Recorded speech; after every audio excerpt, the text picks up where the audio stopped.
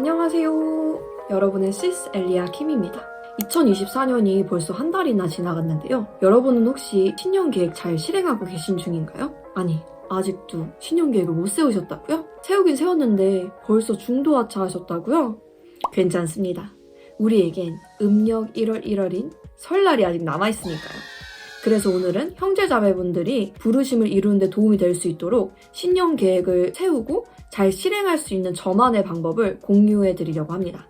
좀 일반적이진 않을 수 있어요. 저만의 방법이니까 쓸만하면 쓰세요. 일단 저한테 다이어리는 두 가지로 나뉘어지는데요. 일기랑 플래너예요. 저는 원래부터 기록하는 걸 좋아해서 초등학교 때부터 일기를 썼던 것 같아요. 꾸준히는 아니고 무슨 이벤트가 있을 때 아니면 억울한 일이 있을 때 썼던 것 같습니다.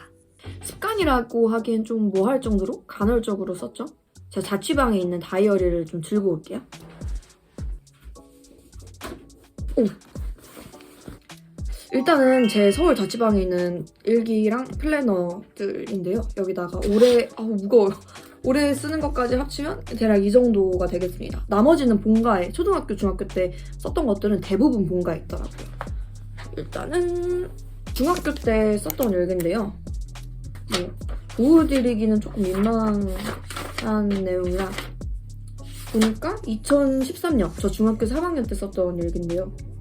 엄마랑 싸운 얘기가 적혀있네요. 그리고 2014년에 한 번 쓰고, 이때 고등학교 제가 예고 입학했던 시기인데, 그리고 2015년 이때부터 제가 독서에 푹 빠져가지고 문학에 푹 빠져서 그때 읽었던 책에 대한 내용이 막 적혀있네요.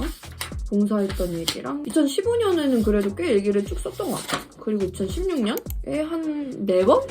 그리고 2017년? 수험표까지 이렇게 수험표가 붙어있네요. 그리고 저 혼자 일본 여행 갔던 거 이런 식으로 영수증 같은 거 붙여져 있고 뭐 이렇게 해서 2018년 일기도 적혀있고 해서 그 뒤에는 무려 이만큼이나 남아있는데 완전히 새 페이지입니다.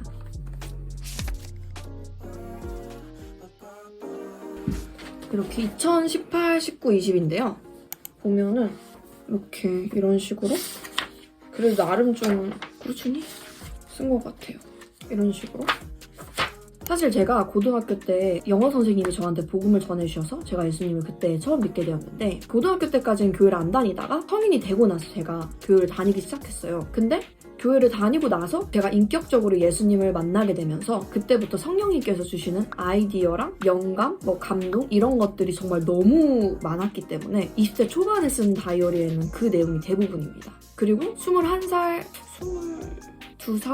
후반 때까지는 제가 혼자 유학 준비를 했기 때문에 하루 일과표랑 그리고 연습 일지를 썼는데 그 내용들이 기록이 되어 있습니다.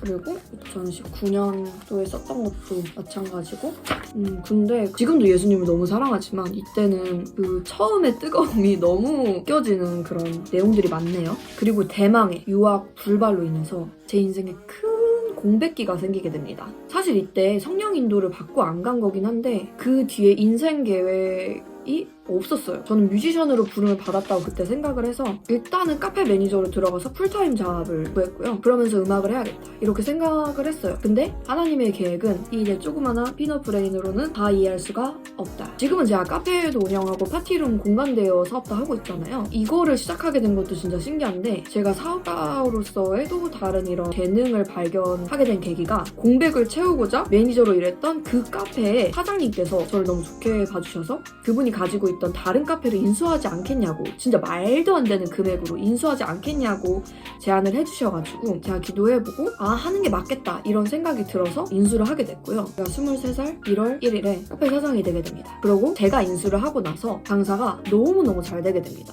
여기서부터는 체계적인 플랜 없이는 일상생활 살기가 어려워졌어요. 을지로 3가의 저희 카페가 완전 오피스 숲 사이에 정가운데 있는 카페인데다가 제가 운영을 하고 나서 그 매출이 거의 1.5배에서 2배 정도가 늘었기 때문에 아침부터 밤까지 정말 손님이 너무 많았거든요. 그렇게 제가 노동을 함과 동시에 카페 발주, 직원 관리 직원들도 여러 명이다 보니까 그만두게 되면 또 그거 구하고 막 공고 일고 면접 보고 그런 거 그건 진짜 아무것도 아니었고 계절마다 그렇게 메뉴 개발하는 거랑 시즌별로 인테리어 분위기도 바꿔줘야 되잖아요. 그런 거랑 마케팅을 어떻게 할지 일하시는 분이랑 논의하고 동업자랑도 논의하고 이거 말고도 아무튼 많습니다. 이렇게 하루에 할 일은 많은데 체계가 없으니까 정신력 소모가 어마어마했어요. 어느 정도였냐면 어디 앉기만 하면은 바로 이렇게 팍 3초 만에 잠들어요. 그 정도로 에너지 소모가 엄청 났었다. 그래도 이때까지는 동업자가 있어서 어찌저찌 살아갔는데 2022년에 저희 매장이 재개발이 되면서 이제 동업자랑 찢어져서 저 혼자 성수로 매장을 이전하게 됩니다. 그때부터는 그 전에 동업자랑 같이 했던 것들을 저 혼자 다 하게 된 거잖아요. 그러면서 정신없는 걸 넘어서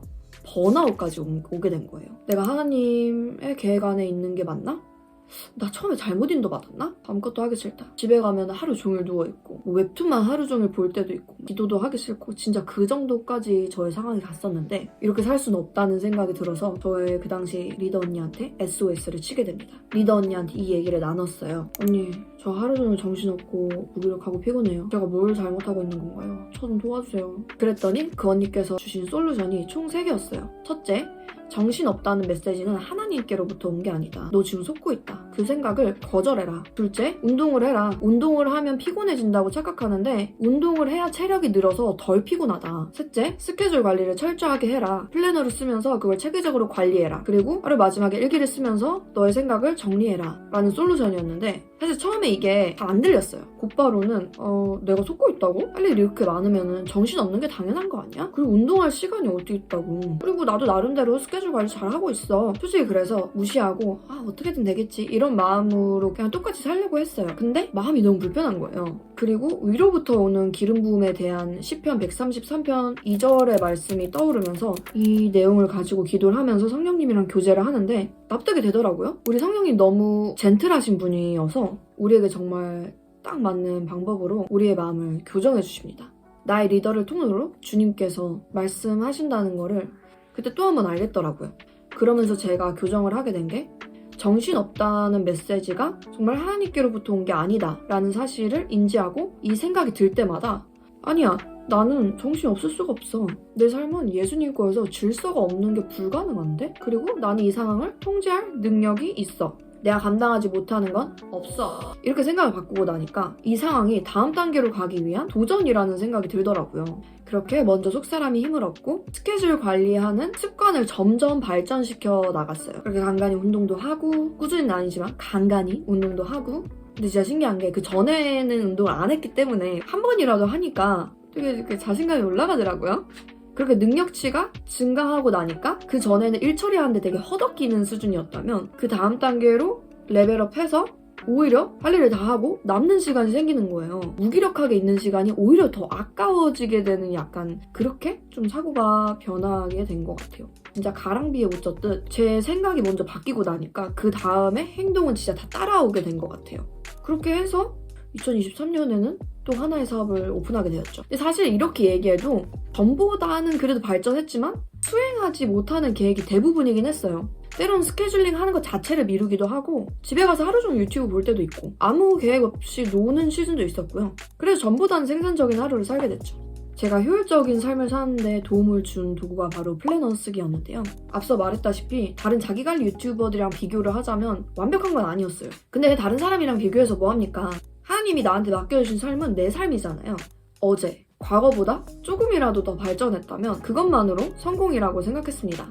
우선 기준이 현재 나 자신에 두고 앞으로 나아갔어요. 이렇게 실수하면서 나아가다 보면 성령님께서 아주 미세하게 조정해 주시거든요. 그리고 뭔가 제가 잘못하고 있거나 그런 게 있으면은 마음에 떠오르는 생각으로 그렇게 인도를 해주세요. 심지어 저는 좀 한번 이렇게 확 불타면은 제가 다 타버릴 때까지 막 전력 질주를 하는 특징이 있는데 그것마저도 중간에 성령님께서 브레이크를 걸어주시더라고요. 수야 너 그렇게 하다 또 번아웃 온다? 또 좀 쉬어. 이런 식으로 기도를 할 때마다 그리고 삶을 살 때마다 계속 감동을 주셔서 제가 지금까지 꾸준히 해올 수 있었던 것 같습니다. 그러면 그 인도에 발맞춰서 가시면 됩니다.